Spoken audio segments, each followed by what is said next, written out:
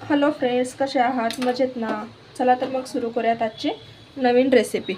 तर मी इथे ब्रेड घेतलेले आहेत व्हाईट कलरचे, त्यानंतर त्याला असे साइडने कट केलेले आहेत आणि मधून असे कट केलेले आहेत। आज आपण बनवणार आहोत ब्रेडपासून गुलाबजामुन। चला तर मग रेसिपी सुरू करूया।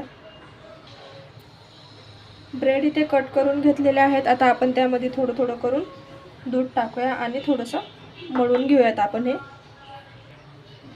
बघू शकता मंडळी, अशा प्रकारे आपले हे बॅटर तयार झालेलं आहे। आता आपण याचे छोटे छोटे गुलाबजामुन करून घेऊयात। हाताला थोडंसं तेल लावलेलं आहे मी। तुम्हाला ज्या शेपमध्ये हवे त्या शेपमध्ये तुम्ही करू शकता। इथे अशा प्रकारे आपण हे करून घेऊयात एक एक करून। अशा प्रकारे आपले हे गुलाबजामुन तयार आहेत। आता आपण गॅसवरती कढई ठेवूया। कढई गरम झालेली आहे, त्यामध्ये तेल टाकून घेऊयात आपण। तेल गरम झालेलं आहे। आता त्यामध्ये एक एक करून आपण हे सोडून देऊयात।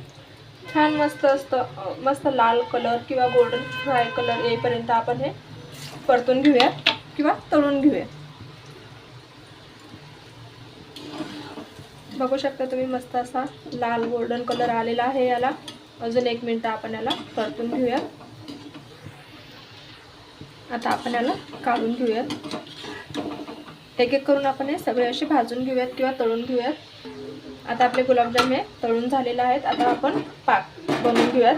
त्यासाठी मी इथे 1 वाटी साखर घेतलेली आहे एका पातेल्यामध्ये।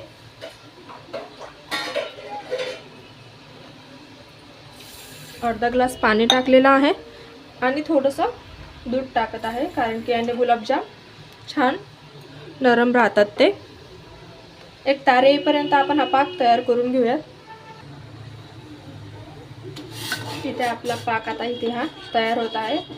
त्यासाठी मी 1 वाटी पाकसाठी लागणारे साहित्य मी 1 वाटी साखर घेतलेली आहे, थोडंसं दूध घेतलेलं आहे, 1 चम्मच छोटासा चम्मच आणि 4 ते 5 विलायची घेतलेली आहे आणि इथे मी पाक तयार करायसाठी ठेवलेला आहे। इथे आता आपला पाक हा तयार झालेला आहे। आता एका डब्यात याला काढून घेऊयात आपण।